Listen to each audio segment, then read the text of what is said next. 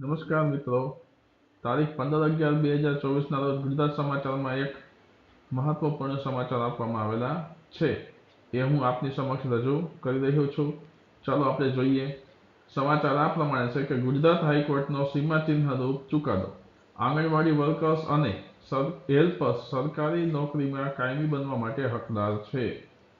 આંગણવાડી workers કે હેલ્પર્સને કાયમી કર્મચારી તરીકે નોકરીમાં સમાવવા અને તે મુજબના લાભો આપવા પણ હાઈકોર્ટનો હુકમ.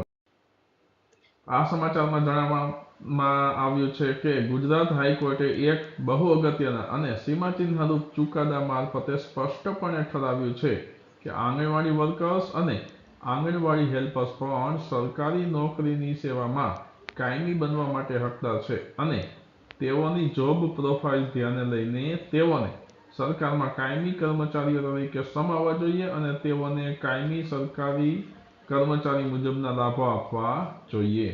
આગળ જણાવવામાં આવેલું છે કે જસ્ટિસ નિખિલ એસ કેરિયલે 122 પાનાના ચુકાદામાં આંગણવાડી કર્મીઓને કાયમી કરવા અને તેઓને તે મુજબના લાભો આપવા અંગે 6 મહિનામાં જરૂરી નીતિ ઘડવા કેન્દ્ર સરકાર અને રાજ્ય સરકારને આદેશ કર્યો છે કે રાજ્યના 300થી વધુ આંગણવાડી વર્કર્સ અને હેલ્પર્સ દ્વારા કરાયેલી ઢગલાબંધ રીટ અરજીઓની સુનાવણીના અંતે જસ્ટિસ નિખિલ એસ કેરિયલે આ ચુકાદો આપ્યો હતો.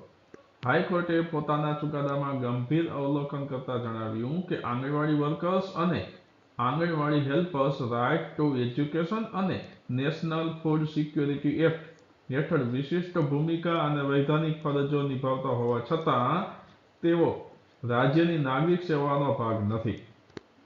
આવા કર્મચારીઓને સરકારી સેવાનો ભાગ નહીં ગણીને રાજ્ય સરકારના સત્તાવાળાઓ દ્વારા ભેદભાવ કરાઈ રહ્યો છે અને બંધારણની કલમ 14 અને 16(1) હેઠળ સમાનતા અને સમાન તકોના અધિકારોનું ઉલ્લંઘન કરાઈ રહ્યું છે.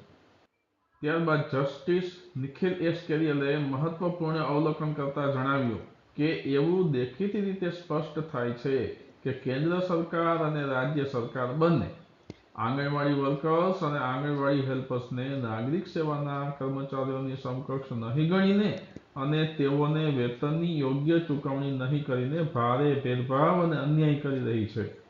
સરકાર આંગણવાડી વર્કર્સ અને હેલ્પર્સને અલગ રીતે મૂલવી રહી છે તે અંગે યોગ્ય ખુલાસો કરી શકી નથી અને તેથી તેઓ સ્વૈચ્છિક સેવા પૂરી પાડી રહ્યા હોય તે મતલબનો સરકારનો દાવો ટકી શકે તેમ જ નથી.